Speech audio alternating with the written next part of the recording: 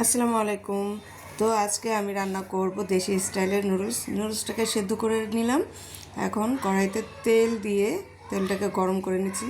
এর মধ্যে কিছু কুচি করা পেঁয়াজ এবং দুটো কাঁচামরিচ দিয়ে দিলাম।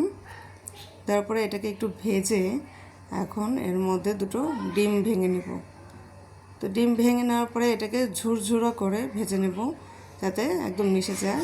এই তো একেবারে ঝুরঝুরা না, একটু যেন খাওয়া যায়, দেখাও যায়। তো ডিম ভাজা হয়ে গেলে এর মধ্যে কোরিয়ান কিমচি মিক্সটা আমি দিয়ে দিলাম। এটাকেও একটু ডিমের সাথে নাড়াচাড়া করে নেব। নাড়াচাড়া করে নেওয়া হয়ে গেলে এর মধ্যে সেই সেদ্ধ করা নুডলসটা দিয়ে দিলাম।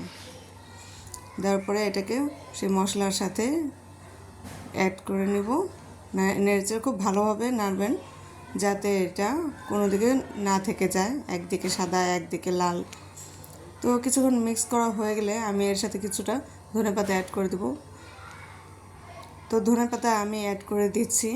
এই তো কোরিয়ান হোক কিংবা চাইনিজ হোক, আমরা সব কিছুকে দেশি স্টাইলেই করতে পছন্দ করি, কারণ সবাই কোরিয়ান কিংবা চাইনিজ খাবার পছন্দ করে না। বিশেষ করে আমার কাছে আমার দেশি স্টাইলের খাবারই পছন্দ। তো